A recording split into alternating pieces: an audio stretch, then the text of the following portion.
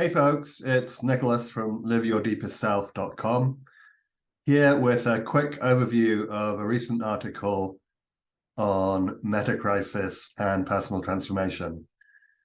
And this article is the first in a series of 7 built around 3 main themes.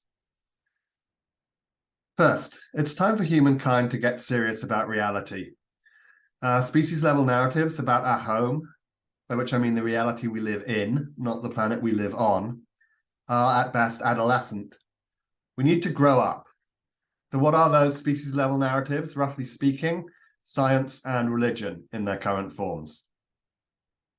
Second, growing up in this sense, transcending current narratives while including them, really won't be like the typical transition to human adulthood where we usually have to give up on magic, eternal love, and so on. In fact, this growing up is into the larger reality in which our so-called material universe is embedded, which must be accompanied by the re-enchantment of nature and the reconnection with timelessness. Third, successful navigation of the metacrisis, I'll say more about what that is in a moment, isn't just about concepts and narratives. At its heart, the journey must be about relationality, most profoundly reclaiming relational connection with the depths of reality itself. For some people, that calls for hardcore work on personal transformation. For others, it can simply emerge unbidden, perhaps we could say mysteriously or even magically. But large-scale emergence of that kind will be dependent on upgrading collective reality narratives. In summary, we can see the metacrisis as a crucible for creating a diamond, 2 diamonds perhaps, not just the next great phase of human civilization, although that will be necessary, but also creating a new understanding of humankind's place in reality. And we have to participate in specific ways with this alchemy that's being offered us. The first figure in this article starts to introduce some of these themes. As shown here, one use of metacrisis terminology first identifies a polycrisis, interlinked across many planetary domains: ecology, socioeconomy, psychology, technology, etc. The term meta then suggests that there are a set of common underlying drivers behind polycrisis members. On the left here, we see some typical hypotheses for the origins of metacrisis. I'll refer you to the article for details, but a common factor in these approaches is that origins can be traced to events or periods in time.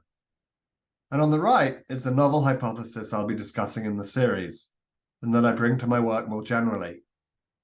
Here, causal dynamics for the metacrisis have both out-of-time and in-time dynamics.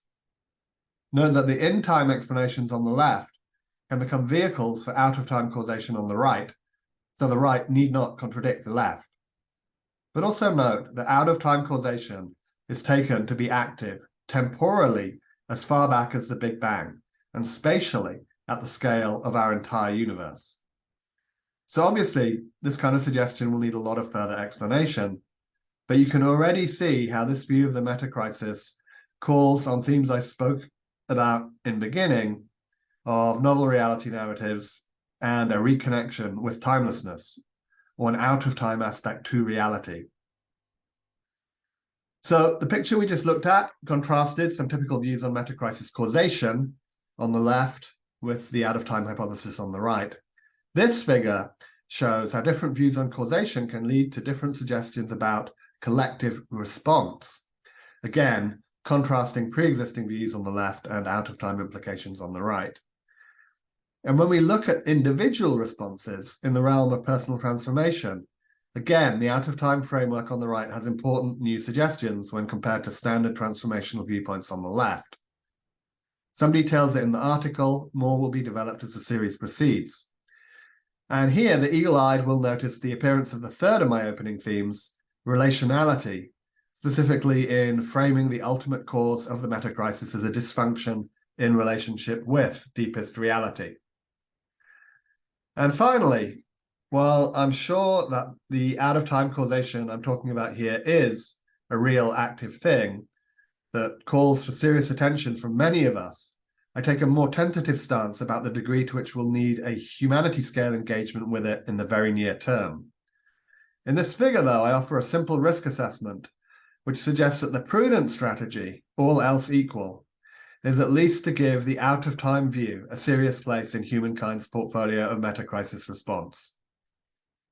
I'm Nicholas. Thanks for watching. Hope to see you next time as we continue to follow this amazing thread through timelessness, metacrisis, and transformation.